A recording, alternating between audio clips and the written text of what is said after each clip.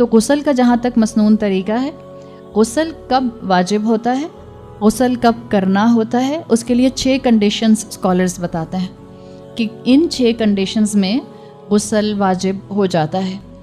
پہلا جو اس کے اندر معاملہ ہے وہ ہے امیشن آف سیمن، منی کا خارج ہونا ان فارم آف پلیجر، اور ظاہری بات ہے یہ اس مرد یا عورت کو یا اس لڑکے اور لڑکی کو ہوگا جو پیوبرٹی ہٹ کر گیا ہے۔ امیشن آف منی، emission of semen in the form of pleasure, چاہے سوتے ہوئے ہو چاہے جاگتے ہوئے ہو۔ اگر ویٹ ڈریم آیا ہے یا سونے کے بعد آپ نے محسوس کیا ہے اور آپ نے کوئی ایسا خواب دیکھا ہے تو آپ پر غسل واجب ہو جائے گا۔ تو ایک غسل کی یہ کنڈیشن ہے۔ دوسری کنڈیشن، اچھا بعض لوگوں کو سیمن کا جو ڈسچارج ہوتا ہے وہ کسی بیماری کی وجہ سے ہوتا ہے، وہ اس غسل کے اندر وہ کیفیت نہیں آتی۔ نمبر 1 اس بیماری کا علاج کیجئے، اور نمبر 2 اس میں آپ کو ہر مرتبہ اپنا غسل اپنا وضو فریش کرنا ہوگا اور اپنے انڈر گارمنٹس چینج کرنے ہوں گے۔ تو اگر بیماری کی وجہ سے ایسا ہو رہا ہے، it's not due to the form of pleasure, تو پھر اس میں آپ پر غسل واجب نہیں آتا۔ دوسری کنڈیشن جس پر غسل واجب آتا ہے وہ ہے ہسبینڈ وائف ریلیشن شپ، اور اس کے لیے ذہن میں یہ رکھیں اگر ایجیکولیشن نہیں بھی ہوئی ہے، اگر if there is no ejaculation take place even then, اگر ہسبینڈ وائف کا ریلیشن شپ ہوا ہے تو اس کے اوپر غسل واجب آ جاتا ہے۔ تیسری چیز جس کے اوپر غسل واجب آتا ہے وہ ہیں پیریڈز۔ ہر عورت کو، ہر بچی کو معلوم ہوتا ہے کہ اس کا ریگولر سائیکل کیا ہے۔ آپ کا regular cycle let's say 5 days کا ہے اور آپ اپنا غسل کر لیتی ہیں 5 ڈیز میں، کبھی آپ کو 6 ڈے پر یا 7th ڈے پر براؤنش ڈسچارج آتا ہے، وہ براؤنش ڈسچارج جو ہے وہ آپ کے پیریڈز میں انکلوڈیڈ نہیں ہوگا، تو آپ اپنا انڈر گارمنٹ چینج کیجئے۔ اگر موقع ہے غسل کرنے کا تو موقع کر کے ایک دفعہ بہتر ہے تسلی کر لیجئے، ادروائز اب اپنا ہر دفعہ نماز کا فریش وضو کریں گی۔ کچھ خواتین کو استحاضہ کا پرابلم ہوتا ہے، اس کا علاج موجود ہے، اور اگر علاج نہیں ہو سکتا تو اس کنڈیشن میں بھی اسکالرز کہتے ہیں کہ ان پر ہر مرتبہ غسل نہیں آئے گا، اس میں ہر دفعہ ان کو اپنا انڈر گارمنٹ چینج کرنے کے بعد ان کو فریش وضو ہر نماز سے پہلے کرنا ہوگا۔ چوتھی کنڈیشن جس پر غسل واجب آتا ہے وہ نفاس کی سچویشن ہے، پوسٹ پارٹم بلیڈنگ، جو ڈیلیوری کے بعد خواتین کو بلیڈنگ ہوتی ہے۔ ہمارے ہاں ایک متھ موجود ہے کہ 40 دن تک عورت پاک نہیں ہوتی، 40 دن کی کوئی لمیٹیشن نہیں۔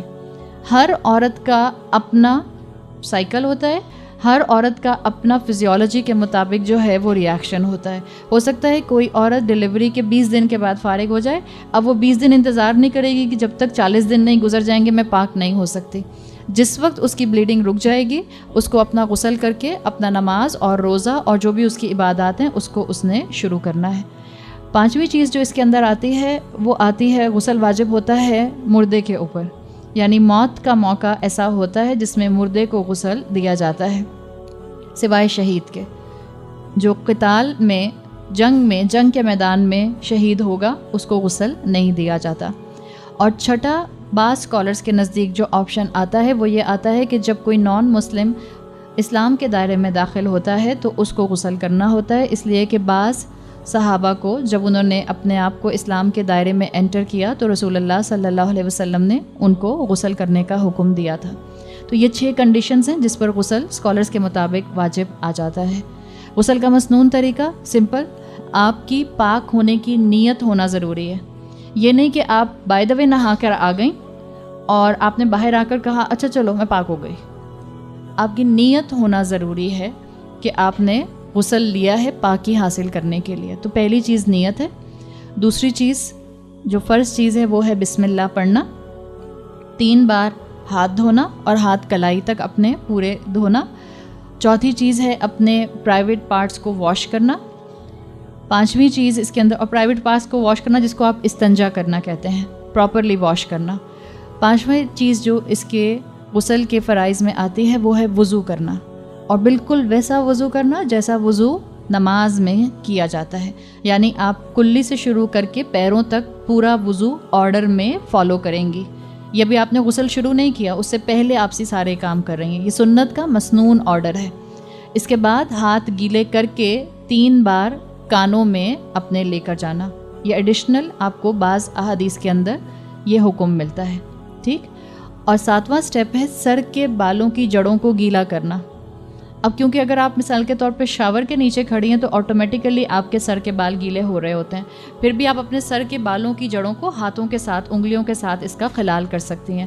اور یہ پوائنٹ اس لیے بھی کہا جاتا ہے کہ عرب کے اندر خواتین جو ہوتی تھیں وہ اپنے بالوں کو بریڈز کو بنایا کرتی تھیں، چھوٹی چھوٹی بریڈز، جیسے افریقن خواتین نہیں بناتی بریڈز.